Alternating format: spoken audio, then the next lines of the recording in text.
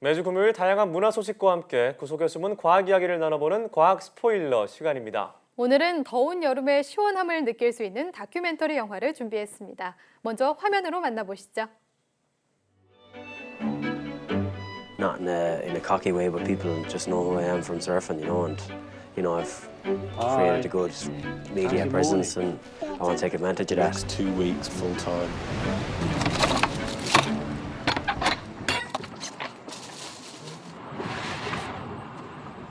Get sponsors. When the waves are good, you try and get a photographer to come with you. You get photos in magazines, get photos on websites.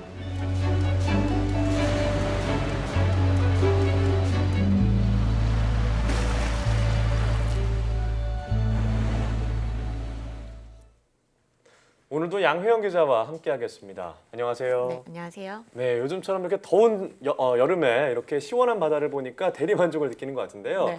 서핑이라는 게 사실 이제 다큐멘터리로 보기엔 좀 생소한 것 같은데요. 네, 맞습니다. 저도 마찬가지였어요. 이 영화 네. 자체는 사실 어떠한 메시지를 좀 담고 있지는 않고요. 그저 이 아일랜드 라인치라는 마을에서 살고 있는 서퍼들의 삶을 1년 동안 따라다니면서 아주 가감없이 모든 모습을 화면에 담아냈다. 이렇게 볼 수 있어요, 이 영화는. 네. 그래서 이 영화의 부제도 이 대서양 서핑타운의 1년입니다. 영화 속 서퍼들은요, 이 꿈을 찾아서 서핑 도시인 라인치라는 곳에 모이는데요. 이 서핑할 때만큼은 세상에서 가장 행복해 보입니다. 네. 하지만 이 균형 잡기 선수라고 할 수 있는 이 서퍼들도 현실과의 균형을 잡기에는 굉장히 쉽지 않아 보여요. 그래도 서핑을 계속해서 하기 위해서 서핑 강습을 하거나 또 논밭을 일구는 등 꿈을 위해 작지만 천천히 앞으로 나아가는 이들의 이야기가 화면 가득 담깁니다. 영화의 가장 큰 매력은 역시 서핑을 타는 모습일 텐데요. 네. 이 원래는 유럽 사람들 사이에서 이 골프장으로 유명했던 곳이라고 해요. 이 아일랜드의 라인치라는 지역이. 네. 근데 2000년 들어와서부터는 서핑의 중심지가 됐다고 합니다. 이 파도가 부서지는 범위가 굉장히 넓고 커서 서퍼들의 모험심을 자극하기 때문이라는데요. 이 하얗게 부서지는 파도를 화면 가득히 보고 있으면 네. 앞서 이야기했듯이 잠시나마 굉장히 시원한 느낌을 받을 수 있기 때문에 뭐 관심 있는 분들에게는 바캉스 영화로 되게 제격이라고 생각됩니다. 네, 화면을 보는데 저도 서핑을 좋아하거든요. 보니까 정말 네. 가고 싶어지더라고요. 네. 그런데 이 라인치가 서핑 타운이라고 불리면서 서퍼들이 모일 정도라면 네. 이렇게 서핑하기 좋은 곳이 따로 있는 건가요? 네, 뭐 사실 바다 어디든 파도만 치면 서핑을 다 할 수 있습니다. 네. 왜 네. 파도는 이렇게 어떻게 보면 자연 현상이기 때문에 어느 바다에나 치잖아요. 하지만 파도의 질이 좋고 또 횟수가 잦은 곳을 소위 말하는 서핑 스팟, 그러니까 명소가 되는 건데요. 네. 이 우리나라에서 서핑하기 좋은 우선은 뭐 서핑하기 좋은 파도를 먼저 얘기를 해보면요. 해안 쪽으로 그냥 파도가 단순히 밀고 들어오는 게 아니라 네. 이 파도가 수평선과 아주 평행하면서 좌우로 움직이는, 그래서 아주 오랫동안 부서지지 않는 파도가 있는 곳을 서핑 명소라고 볼 수 있고요. 여기는 우리나라죠? 네, 우리나라를 기준으로 보면요. 파도가 좋은 곳이 이제 크게 한 3군데가 되는데 네. 강원도 양양이랑 이 부산, 제주도를 꼽을 수 있습니다. 특히 강원도 양양은 전국에 있는 이 서핑 스쿨의 한 60%가 양양에 몰려있을 네. 정도로 굉장히 서핑 특화 지역인데요. 서핑 인구들이 점점 모이면서 일반인에게는 그동안 개방되지 않았던 양양의 하조대라는 이 해수욕장이 2015년 8월 국내 최초의 서핑 전용 해변으로 개장을 했습니다. 전용 해변이요. 네, 또 양양 이외에 부산의 송정해수욕장 같은 경우에는 서핑 인프라가 굉장히 잘 갖춰져 있는 곳으로 꼭 손꼽히고요.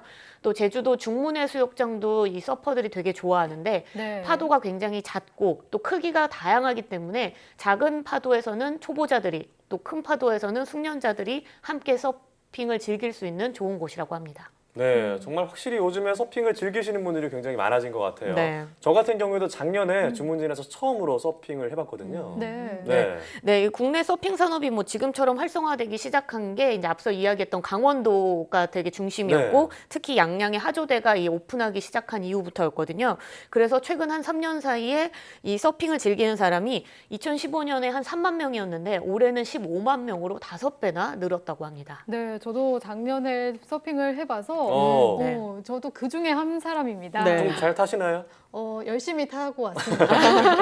네, 그런데 저는 제주도에 가서 tas었거든요. 네. 근데 지난해 여름에 갔었는데 저는 그런데 개인적으로는 파도가 약해서 조금 아쉬웠던 기억이 있어요. 네, 원래 서핑 계절이 여름이 아니라 가을이기 때문인데요. 그러니까 오히려 8월이 지나고 난 다음에 서핑을 즐기는 게 더 좋기 때문입니다. 사실은 네. 파도가 잔잔했던 거는요. 서핑은 여름 스포츠라고 생각했는데 오히려 가을에 타기 좋다고요. 네, 그렇습니다. 우선은 여름인 7, 8월에는 파도가 굉장히 잔잔해지는 비수기라고 해요.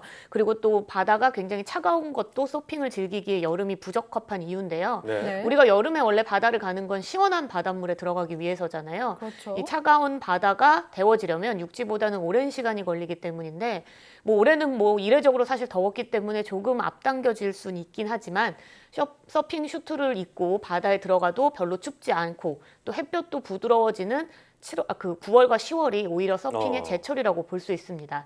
특히 우리나라 가을 바다는요, 큰 파도를 만드는 이 북동풍이 많이 불기 때문에 서핑을 하기에는 오히려 가을이 더 제격이라고 하죠. 네, 올해 서핑을 처음 해보고 싶은 분들이시라면 그리 아직 늦지 않았네요. 네, 그렇죠. 네, 제가 서핑을 할 때 보니까요, 이론 수업을 먼저 받았거든요. 미리 네. 알고 가시면 좋을 것 같아요. 네, 맞습니다. 저는 사실 서핑 경험이 전혀 없거든요. 아, 그래서 그래요? 어떻게- 반전이네요. 네, 어떻게 서핑을 하는지 좀 궁금해서 찾아봤더니 두 분은 오히려 다 잘 아시겠지만 네. 보드를 타고 파도가 있는 지점까지 우선 헤엄쳐서 가잖아요. 네. 이거를 엎드려서요. 패들링. 네, 그렇죠. 이거를 패들링이라고 하더라고요. 그다음에 이 파도가 보드 앞부분을 들어 올리기 시작하면 몸의 무게중심을 앞발 쪽으로 옮기면서 일어나야 되는데 이 동작을 테이크 오프라고 네, 하더라고요. 이게 참 쉽지가 않아요. 아, 그래요? 네. 그래서 이제 이때부터 파도의 가장 높은 부분인 피크를 타고 중심을 잡으면서 해안 쪽으로 내려오면서 서핑을 즐기게 되는 거죠. 네, 두 분이 사실 머릿속으로 상상을 하면 거의 선수가 된 느낌인데 네. 사실 막상 해보면 균형 잡기도 쉽지 않고 특히 패들링 너무 힘들더라고요. 네, 맞아요. 맞아요. 그래서 이제 앞서 이야기했지만 실제로 이제 서핑을 배우러 가면 안전교육, 기초교육 같은 걸 하고 이제 바다 밖에서 원래 먼저 이제 교육을 받은 다음에 그 다음에 이제 실제로 물 안에 들어가서 교육을 받고 기초 강습이 끝난 후에야 이제 물 속에 들어갈 수 있잖아요. 네. 근데 이제 아무래도 이 서핑이 전신 운동이기 때문에 체력을 굉장히 많이 요구한다고 해요. 그래서 많은 분들이 서핑을 배우러 들어가지만 중도에 포기하고 나오는 분들도 굉장히 많다고 합니다. 네, 맞아요. 정말 재밌지만 저도 체력이 정말 중요하다는 걸 느끼고 왔거든요. 네. 그런데 이 서핑이 정말 감각으로 타는 것 같지만 과학적인 원리도 많이 들어있다고요. 네, 맞습니다. 우리가 튜브 타고 사실 파도도 즐길 수 있잖아요. 그렇게 되면 출렁출렁하면서 바다를 즐기는 것 같지만 실제로 위치는 안 바뀌거든요. 네. 서핑도 마찬가지의 원리입니다. 이 실제로 서퍼가 파도의 언덕 부분에서 받는 힘은 이 부력과 중력 두 가지 힘인데요. 이 두 힘이 합쳐져서 파도 앞으로 미끄러져서 나오는 겁니다. 이 서퍼는 파도 아래로 미끄러지면서 내려가는 운동을 하게 되지만 이 파도 자체가 움직이면서 이동을 하는 거기 때문에 사실 서퍼는 상대적인 위치가 변하지 않습니다. 파도랑 같이 가니까요. 네, 이때 서퍼가 파도 아래에서 일정한 높이를 유지하면서 뒤따라오는 계속 파도 언덕들을 타고 옆으로 움직이면서 서핑을 즐기는데요. 이 몸의 무게중심을 바꿔서 가속도를 더 얻거나 또 보드를 잡으면서 기울기를 바꾸는 방법 등을 통해서 나만의 서핑을 즐길 수 있게 됩니다. 네, 이렇게 서핑의 원리를 들어보니까 우리가 흔히 겨울에 타는 스노보드나 스키의 원리와도 비슷하다는 생각이 드네요. 네, 맞습니다. 스키나 스노보드를 타보셨던 분들이 만약에 서핑을 처음 배워보신다면 오히려 더 빨리 쉽게 배울 수 있다고 합니다. 네, 그래서 제가 재밌게 탄 것 같은데요. 아, 그래요? 네, 서핑이나 스노보드나 똑같이 보드를 이용해서 탄다는 게 비슷한 점인 것 같네요. 네, 맞습니다. 그것도 같은 이유긴 하지만요. 실제로 이 스노우보드는 서핑에서 태어난 종목이라고 하거든요. 네. 1960년대 미국의 서퍼가 이 겨울에도 서핑할 방법을 찾다가 스누퍼라는 이 스노우보드용 보드를 만들게 되면서 시작된 게 스노우보드입니다. 서핑이 먼저였다는 건 또 처음 알게 된 사실이네요. 네. 우리나라 같은 경우에는 스노보드가 인기를 끌고 있고 또 최근에서야 서핑이 인기를 끌고 있잖아요. 네, 맞습니다. 한 가지 더 재밌는 사실은요. 이 스노우보드가 사실 스피드를 즐기는 것은 물론이고 다양한 묘기를 보여주기 때문에 사실 동계올림픽에 어떻게 보면 꽃으로도 불리잖아요. 네. 근데 이제 서핑 같은 경우에는 원조임에도 불구하고 올림픽 종목도 아니고 그저 레저 스포츠로만 불려왔다고 합니다. 네. 하지만 이 2020년 이 도쿄 올림픽에서는 서핑이 정식 종목으로 처음 채택됐다고 그렇군요. 하는데요. 이 서핑이 도쿄올림픽에 한해서 정식 종목으로 채택된 거지만 앞으로 계속 이어질 가능성도 굉장히 크다고 합니다. 그 이유가 도쿄올림픽 이후에 2024년은 파리올림픽, 그 다음은 이 LA 올림픽이 이어지는데요. 프랑스는 뭐 지난해 월드 서핑 우승국이기도 하고 미국도 네. 굉장히 실력이 좋기 때문에 서핑을 이제 정식 종목으로 이어갈 가능성이 있는데 문제는 우리나라 서핑 선수들이 아직 세계적인 수준에 거의 못 미친다고 해요. 아. 네, 그래서 이제 우리나라도 왜 평창 동계올림픽에서 사실 정말 불모지 같은 종목들에서 기대 이상의 좋은 성적을 네. 보여줬잖아요. 남은 시간이나마 이 국내 서핑 선수들의 좀 실력을 좀 높여주는데 도움을 많이 주면 좋을 것 같습니다. 네, 도쿄올림픽에서 우리 선수들을 응원하면서 한번 지켜봐야겠네요. 네.